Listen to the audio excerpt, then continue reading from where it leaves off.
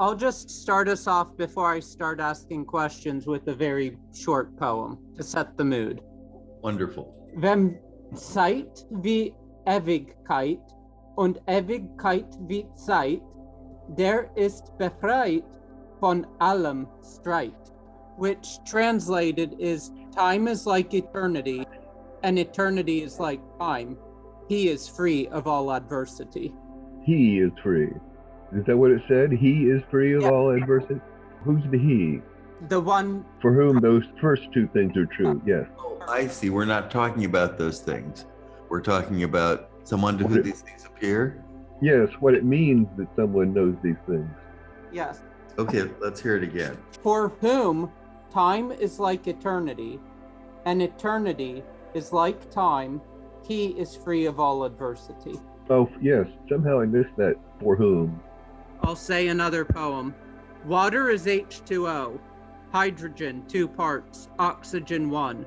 But there is also a third thing that makes it water, and nobody knows what it is. The atom locks up 2 energies, but it is a third thing present, which makes it an atom. Yeah, that's got to be true.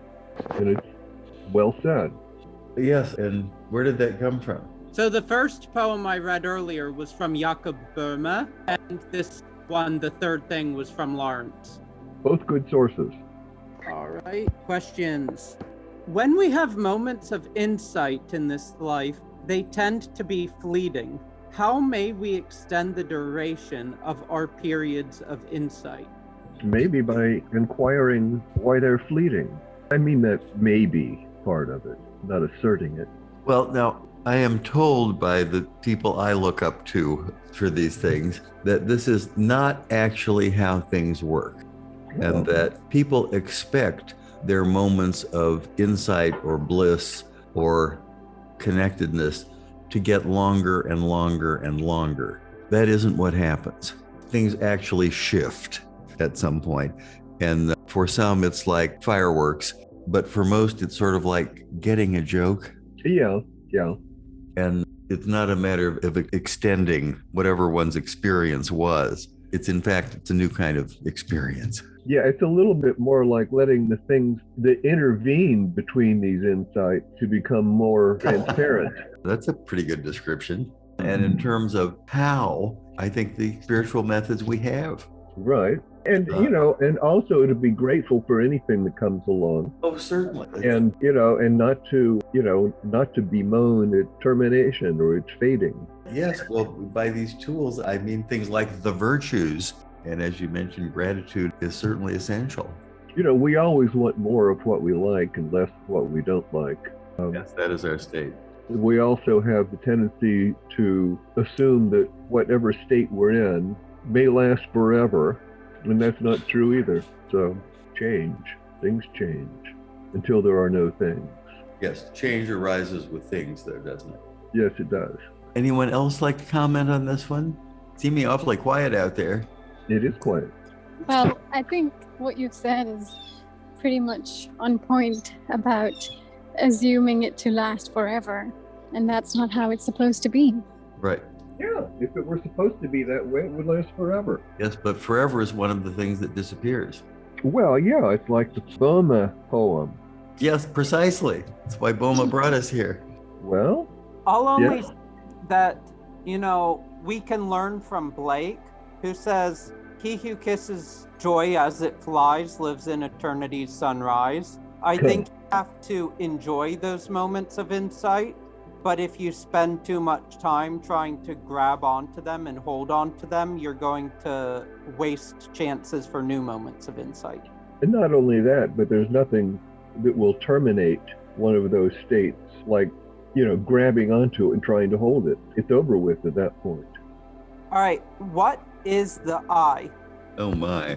The I is that which knows, but I don't know. The I is that which is. Yeah. It's a name that which is the only thing gives to itself. All right. No, that's good. That's good.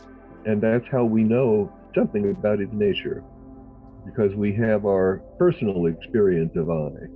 Were you thinking something a little more expansive when you asked this question, Zeta Badria? Yes. Can you be a little more specific? Give us a little hint. Just answering that eternal question. If someone looks in the mirror and wants to know self-reflexively what they are in the deep recesses of the being, what is that? Well, that's actually, in many ways, the whole method. Who am I? Yeah. What am I? Because what we normally call I is the only handle we have on it. So what's it connected to, or, what is it really? It's like, what is that thing that makes water water? What is it that makes a certain aspect of our psychology, what makes it an I? I think it's perfectly legitimate to talk about I's and I, but it's just good to be clear about what you're talking about. And you can't really talk about the real I. You can only point to it. Yes. What happens when you open your eyes after general anesthesia, or even after, sleep? Deep sleep. Yeah. What changes? Well, I'm not sure the I does. Right. Nor do you believe it does. No. I mean, it feels that way from my limited perspective, but I think I know better. Yes. We feel like a lot of things, but it's just a feeling. And there's that expression, the feel is real, but the why is a lie. The experience is always valid. It's always what it is. It's always what it is, yes. Yeah, exactly. But the explanation is going to miss the mark. Right. It's not about something. Yeah. I mean, we can't even say what a feeling is or exactly who has it. We have the assumption in our language and in our upbringing that we have the emotion or the experience. Right. But we don't really know what's going on, other than whatever it is right now is apparently going on, but what it means may be tricky. I is that which beholds everything that happens. Yes, well, go ahead. Well, and it's not a thing. It's the witness with a capital W. But along the way, our mind tells us all kinds of stories about it. And that thing we have called memory is just the story. Yes, it's a trap of language to talk about meaning. Well, in many ways. Maybe you can tell me who said, because I don't remember, a poem should not mean, but be. I don't remember. It's familiar to me, but I'm not sure. Okay. Well, same point. Yeah, it's supposed to be an experience, not an explanation. It's not about figuring it out. It's about having the experience and knowing. Right. There are some lines of Goethe that I don't have memorized, but if you ever have that thing where you remember exactly what something was and you feel like it's just perfectly applicable, but you don't have the exact words. But there were some lines of Goethe that I feel would apply here, but I don't have them at hand. All right. Well, I wouldn't be surprised. All right. Anyway. Found it. McLeish. Archibald McLeish. Oh. So moving on from there to something a bit more concrete. A person at 30 contains not a single cell of the person they were at 10. What is it that holds a person's identity together? Well, it's the very same thing that made that an atom. Yeah, but it's obviously that which hasn't changed. Yes, and that which is not really that which does change. Right. Only something that doesn't change, or at least at the moment isn't changing, can even have an awareness of change. Good point. So I guess the answer is the same as what is the I? Yes. Answer to question 3, refer to question 2. Yeah, exactly. I think in reality, only I can answer that question. We all can attempt to answer it in our own experience of it. But if I is what we are hoping for it to be, then only the I can answer who I is. Yeah, or what it is. Right. And the I, in the greater sense, doesn't ask questions or answer them, really. Because there isn't anything that I doesn't know. Yeah, it simply is its answer. It's the answer to everything. David Madria, would you like to comment on this one? It looks like a good opportunity for you to tell us more about this. I mean, different traditions have different perspectives on this. Buddhists would say, of course not, because for them, what the I is a chain of karma. And when one candle, what I was saying is, for Buddhists, the I is like a chain of events. When one chain of karma is like a candle burning down to the end and the flame being used to light another candle. On the other hand, what we're more used to from, let's say, Islamic or Christian metaphysics, which largely took over from Neoplatonic metaphysics, that what we are is essentially soul or spirit that is essentially like a reflection of the greater soul or greater spirit. And depending on which Neoplatonist you refer to, some will say that, the soul of the individual is the microcosm relating to the macrocosm and it's descended completely into generation. Others will say, no, the soul never completely ends. It's never separated from the one. It's basically like the one being putting it in the simplest terms I can think, because this gets a bit complicated here. The one essentially being like Gumby and having itself stretched into generation, being part of itself. The one is always one, but it can stretch itself. Yeah, and it's also like a ray of light. And, if it's not completely coherent, which maybe if it were completely coherent, it wouldn't radiate. But, as it moves away from the source, it changes gradually and, it's not as bright, but it never ceases to come from, its source. Doesn't detach. It only, shows up as if it were independent of its source. And there's some very interesting works that I've been reading on very ancient views on ontology and eschatology of, let's say, the Pelasgians. And the Pelasgians were the Greeks prior to Homer and pre-Homeric, pre-Orphic Greeks. And essentially, this is the viewpoint of many of the most ancient peoples, that you didn't have to think for these people about concepts such as eternal life or immortality. For them, in fact, if they would have been exposed to something like the concept of heaven or eternal life, they would have found it a form of death. It would have been shocking and horrifying to them, because for them, eternal change is, in fact, life. So the symbol of, let's say, the god Dionysus being torn apart, or Orpheus being literally ripped to shred by the Maenad, this is life. It's the phoenix that renews its youth, renews itself through being burnt down and then being reborn. The fact that we have been placed into generation, the fact that we have this concept of progression of time, and the fact that we change, that itself is a way for us to experience eternal life through change, through transformation, through death that is rebirth.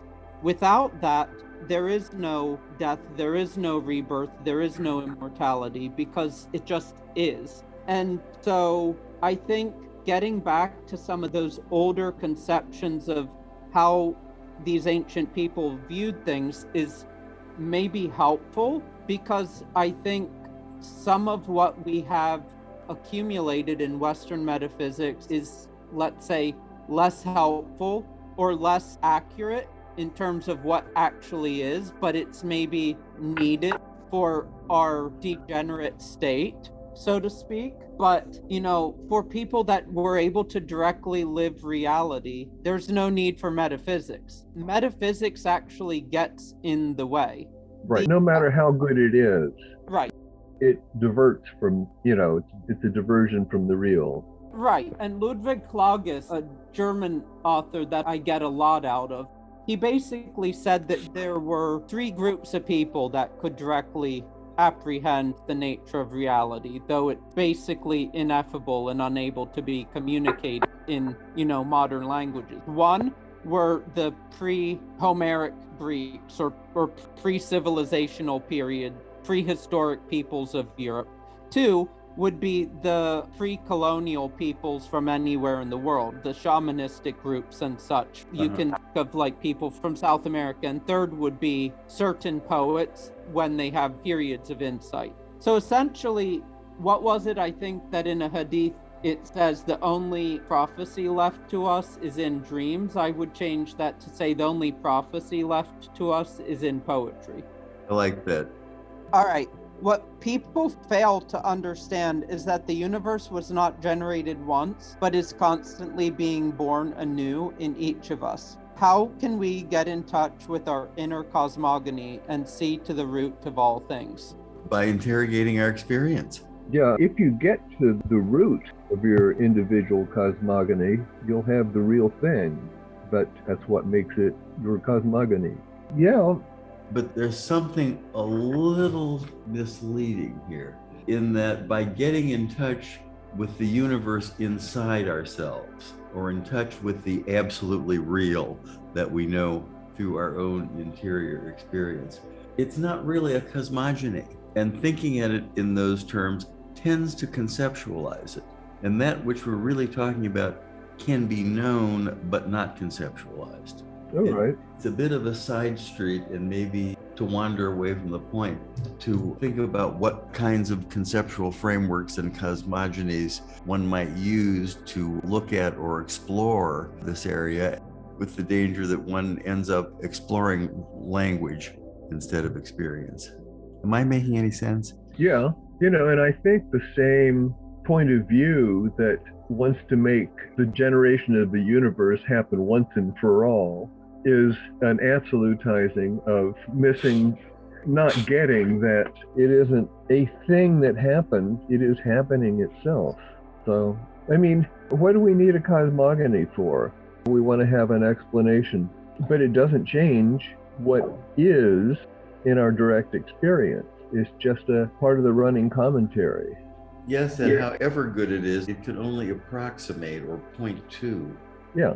Well, I would somewhat differ on this, because I would say if you change your view of the nature of how things came into being and how they are, it can fundamentally alter your perception of everything. And getting back to J.J. Bachhofen here, essentially, if you look closely into the Orphic cosmogony, you'll see that it's essentially, rather than the Judeo-Christian Islamic very masculine view of the universe, here's God created. Everything hatched from an egg. Where do eggs come from? Eggs come from the Great Mother, the Magna Mater. And etymologically speaking, both matter and mater have the same root. So essentially speaking here, matter is not something to be avoided. The body is not something to be avoided. The body is the mother of the soul, not in the sense that it generates it, but it allows it to come into fruition. And so when you look at things that way, you have a much more positive view of life here and now, rather than a negative view that you tend to see creeping into many forms of religiosity and monasticism and such forth.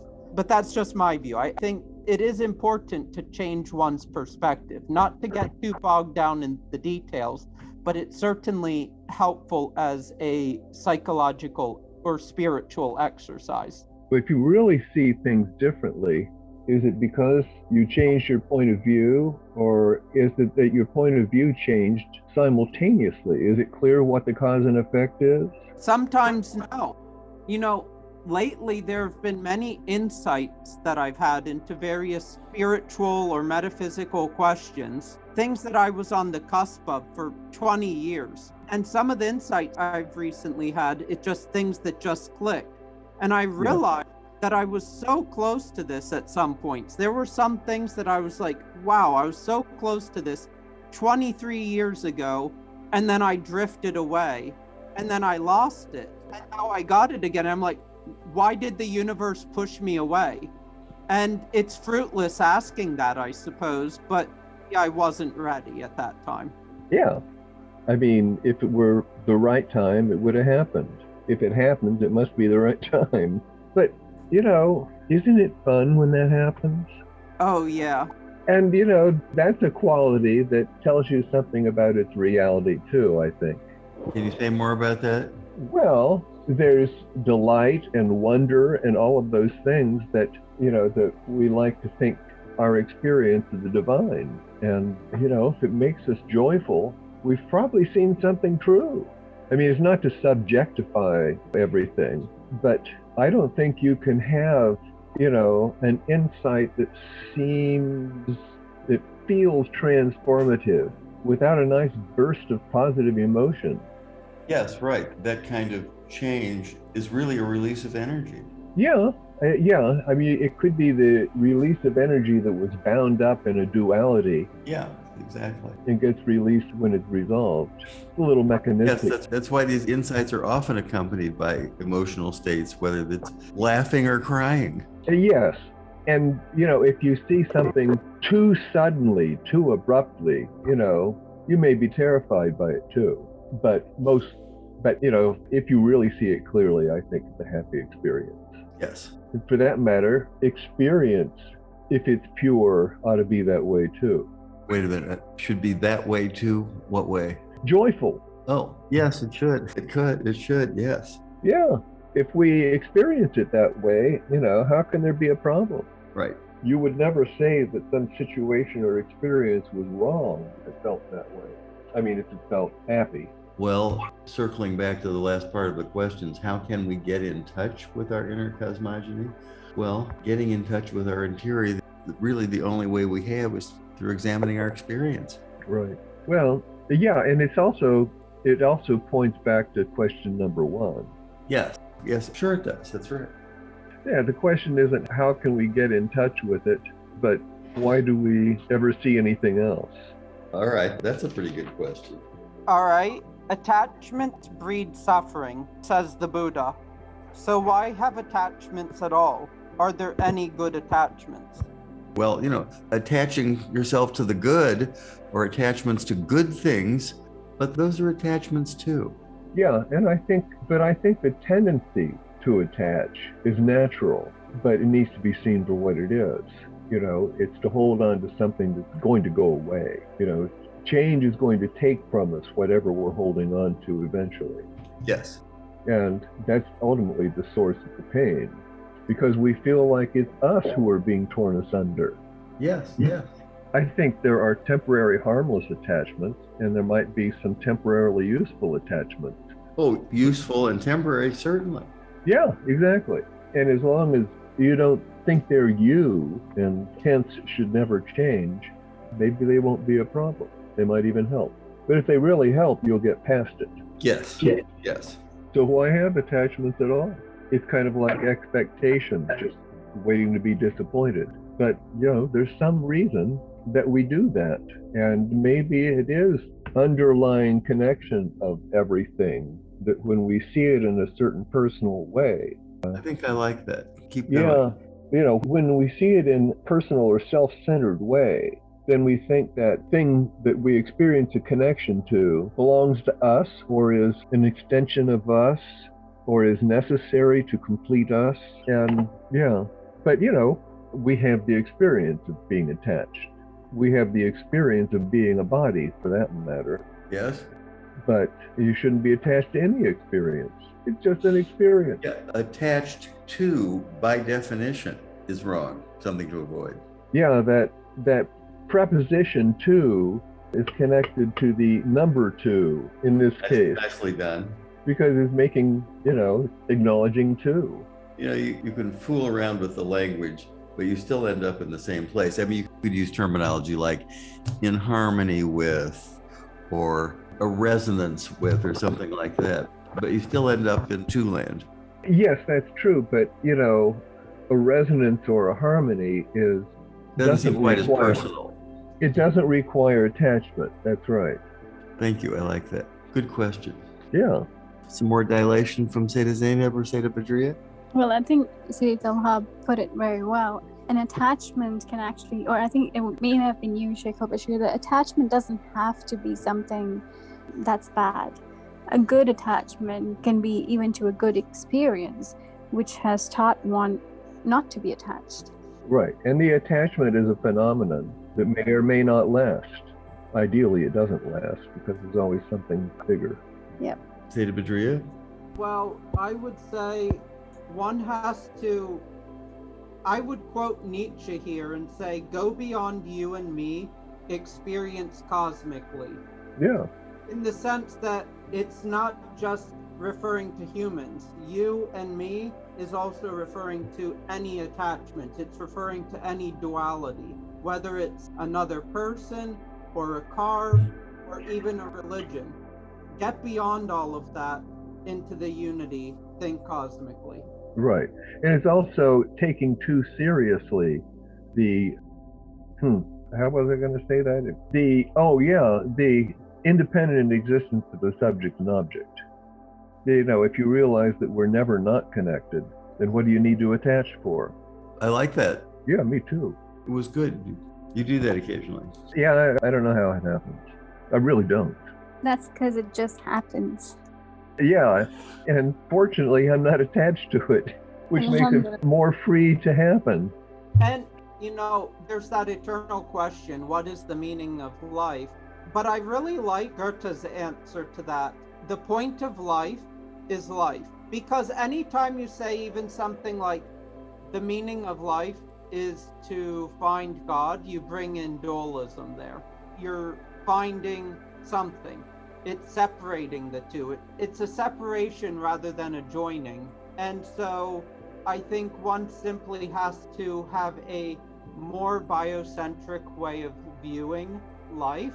Simply, life is life. Joy is in the here and now. And if you can experience that with a sense of wonder, as I've mentioned before, then one can open one's third eye to essentially everything. And that's, you know, that's the whole point. The point is to simply learn how to experience life, because the past is gone and the future doesn't exist, but right here is all of eternity if you allow yourself to see it.